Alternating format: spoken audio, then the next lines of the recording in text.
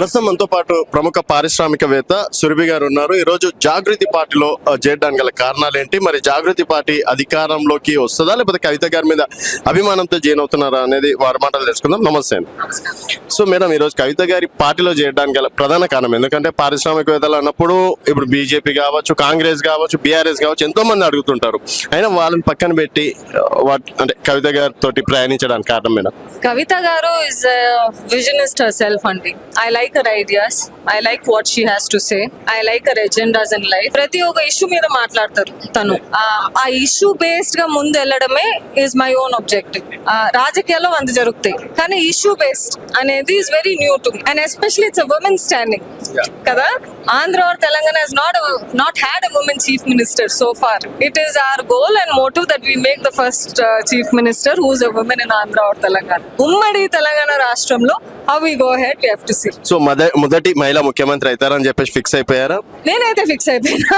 ఇంకా we have to see ముందుకు ఎట్లా వెళ్తుందో. ఆప్టిమిజం ఇస్ ఆల్వేస్ గుడ్ కదా. అది మంచి జరిగి దాన్ని ముందుకు అడిగేస్తేనే కదా ముందేయగలుగుతాం. సో ఏం నచ్చింది కవిత గారి దాంట్లో ప్రధానంగా అంటే మీకు నచ్చినటువంటి క్వాలిటీస్ ఏంది అనుకోవచ్చు? ఎందుకంటే ఇక్కడ 3 పార్టీలు మేడం, కేంద్రంలో బీజేపీ, ఇక్కడ రేవంత్ రెడ్డి గారు. ఓ పట్టుదల అని వ్యక్తికి ఎప్పుడైనా ఉంటదండి.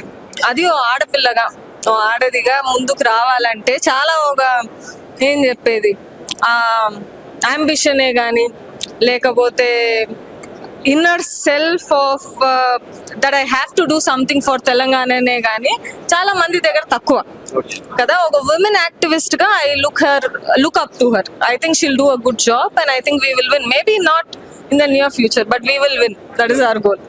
ఓకే మేడం, ఇన్ని రోజులు పారిశ్రామికవేత్త కాబట్టి సో మనం చెప్పినట్టు నడుస్తుంది. ఇప్పుడు పాలిటిక్స్ లో ఎంటర్ అవుతున్నారు. సో అక్కడ కూడా హ్యాండిల్ చేయగలుగుతారా?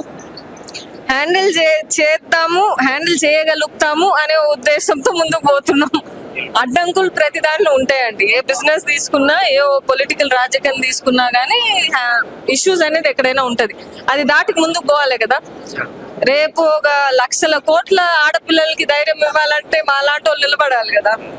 సో ఇన్ని రోజుల్లో ఒక మహిళగా మిమ్మల్ని పారిశ్రామిక రంగంలో ఇన్స్పిరేషన్ గా తీసుకున్నారు. ఇప్పుడు నెక్స్ట్ పాలిటిక్స్ లో తీసుకునేంత వెళ్తారంటారా?